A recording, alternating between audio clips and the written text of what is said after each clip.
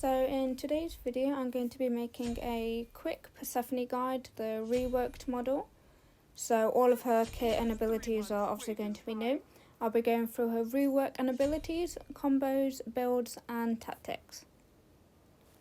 So Persephone's 1, Bone Rush, is a line ability. It used to go through multiple enemy gods at a time, and it planted a little harvest seed at the end that would turn into a explosive plant and then a walker. It's kind of similar. It no longer has a lag. It doesn't go through walls now, as you just saw. However, you still will get the plant at the end. So the 1 now does actually slow. It did slow before. It just feels a bit more efficient now. I'll show you on the Odin and you'll be able to see. It has that little slow there, as you can see, like the aura around the Odin.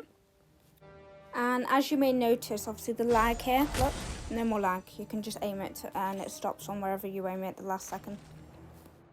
I'm going to talk a bit more about this later on in the video, but the 1 can only hit one enemy god now. It hits the first enemy god and can't go through any others. Obviously it will still go through minions, but no enemy gods. So whatever, like if you're playing Conquest, if you're playing Joust, Arena, whatever, it doesn't matter. As long as you are clearing the wave, you have to be cautious because the enemy god can stand in front of the wave and you won't be able to get the hit off. The 1 on Persephone also feels so much better for minion clear. Like even in the first couple minutes of the games, it just feels so much better. You have more damage to put off. Even in the late game, it just gets that clear done in a second. However, previously, before she was reworked, you would still be having to fight minions with your autos after the line ability. So Persephone's 2, known as Harvest, it is now a circle ability doing an explosion, and it places 3 plants in a triangle.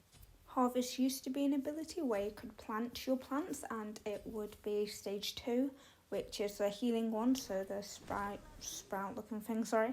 The 2, which is the explosive one, which we don't have anymore because they deleted that, and the 3, which is the walker that you will still have. So as you saw there, it places 3, like I said, in a triangle. You can send them out just like that. As you just saw, the Odin was trying to run away and the plant carried on attacking it. It still has that little cone, however, it's like a faster animation time, so it's really harder for the enemy to actually run away. So with these, I place these facing the door. However, once the plants grow, if you turn and look at the Odin, it will face them, and it will obviously attack them too. Now, these plants can go through walls, which make them more scary now. But the plants only attack in the... So if you were using your 3 on your plants, it will only attack the way you face when you go on them plants. So if I go forward right now, then my plants will go forward, not towards the Odin, because they don't auto-lock onto the nearest enemy anymore. You have to physically auto-attack like that, and they go in the direction you click. I also want to quickly mention, because I've not seen many people use this and it's actually helpful in combat, when you place your 2, auto attack after and it gives you the heal off. So Persephone's 3, known as Flourish, it is a leap and it can go through walls. This ability used to be an activation ability, so whatever plants you left behind from your 1 or your 2, it will move them to the next level. However, this obviously isn't a thing because they reworked the 2, so it's just a leap now. It can activate your plants to go forward, however it does damage on impact, I'll show you here now. Or we can fail very bad, okay. Well, I mean, I've kind of just showed off that it goes through walls, so that's good, but no. Yeah, look, see, 214 to the face.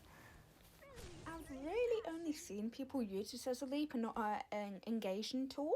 You should, because it is good, it does actually a lot of damage. And obviously I know you should be aware because now the lanes are a bit longer, so you have to like wait and be a bit prepared because you don't know who's going to gank. But honestly, use it as an engagement tool when you can. So I will be talking about the ultimate and the passive later on in the video. The ultimate is basically the same, but the passive is really different. So I'm going to be showing you some combos. I'll put the ones on screen and I'll add some other ones that you can add into your gameplay as well.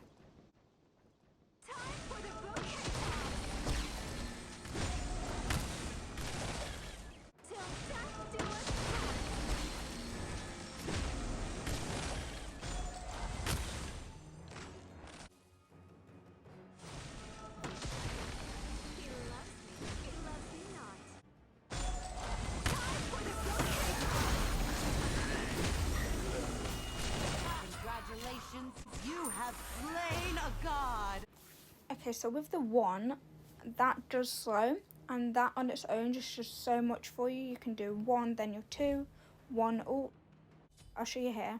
Obviously it's 1 to slow them, and then get your 2 off because the 2 has a long animation time, so you're more likely to hit that.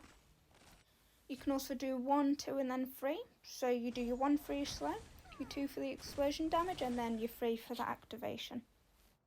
I think I spoke a bit about this earlier, but when you are trying to activate your 2 with your 3, it will go in the direction you place it. So the only way I can activate it in one direction is if you auto it or face it. So if I place these down, and if I was going to look at him, my plants will go that way, but because I'm facing the other way, my plants follow the direction I'm going in. And you can also just do the 2 and 1 combo just for some extra damage. All the other possible combos are on screen now.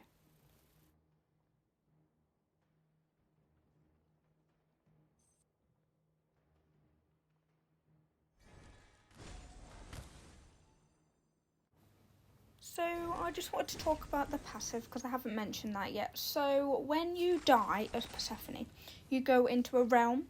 You did used to do this before, however you could still carry on attacking enemy gods when you were dead. However, you did 40% damage. So now when you die, you go into the realm, however you can't physically interact or see anyone. You die and you have 6 seeds to place on the floor like this. There is arguments that this is pretty useless. I understand why it kind of is, but it can be useful for, say, like if someone's attacking your Titan, you place it when you're dead, you respawn, you can just basically save your whole team by throwing these plants out because they're that scared they will run away. One of the reasons why Persephone had a rework in the first place was because of her high skill level. In my opinion, I feel like they've made her more difficult because, except from the 1, that's obviously easier because there's no more lag, you don't have to predict things. But then again, on the 2, you have to predict where they're moving. On the 3, you have to predict it as well. When you shoot out your plants, you have to predict that. And the ultimate, it's all just more confusing and more difficult to work out.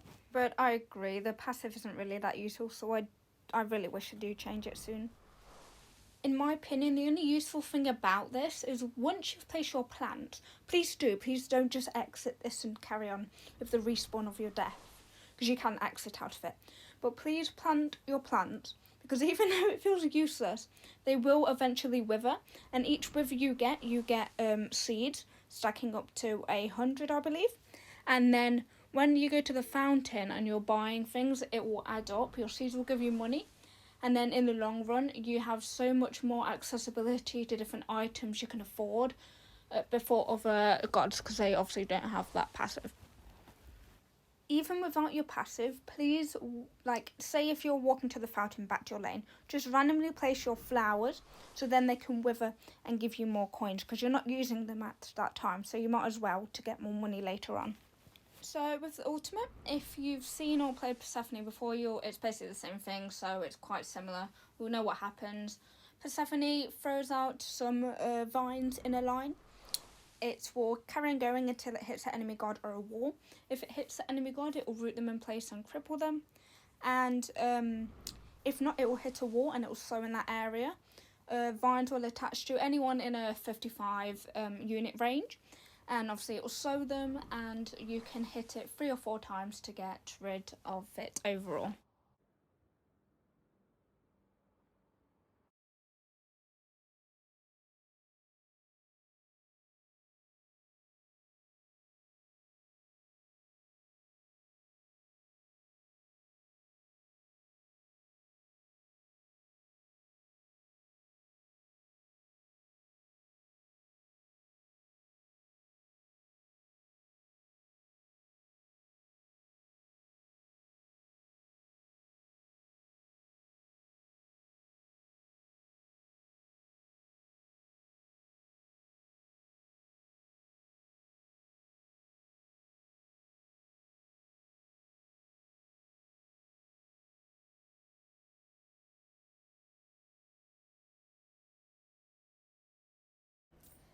As you can see, the build that I'm using right now, the 4th item, which is known as a Staff of SMITE, this is really good for Persephone at the moment, because obviously it has cooldown and you just want to put cooldown in Persephone now, but the cooldown on the 2.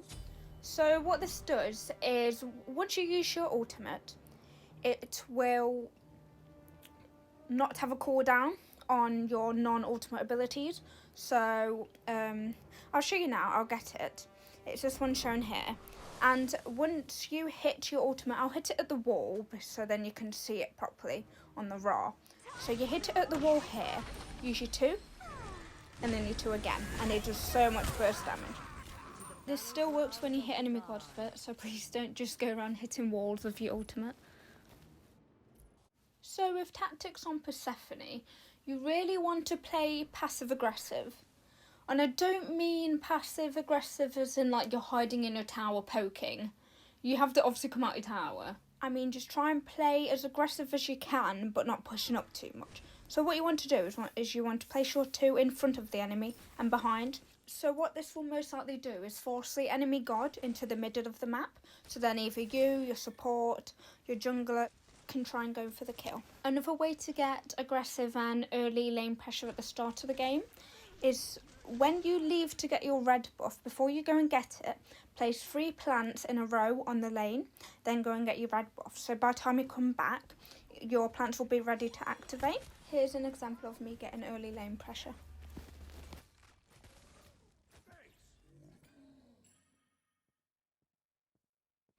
As you can see, I've already placed all my plants here in the row, so it gives me lane pressure with the minions and the Challenger herself. I knew she'd be going close to my minions so that I could poke, and obviously my minions will be doing damage to her as well.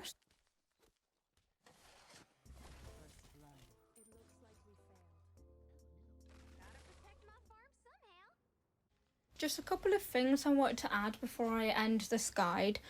Please, please, please place wards with Persephone. Even with any god, you should be doing that anyway. But please, just be cautious when pushing up lane, because even when you do have your 3 available, it has a short cooldown and you're going to be needing it for leaps and activation for your 1 and your 2s on your plants. This is why you also need to get cooldown items on Persephone.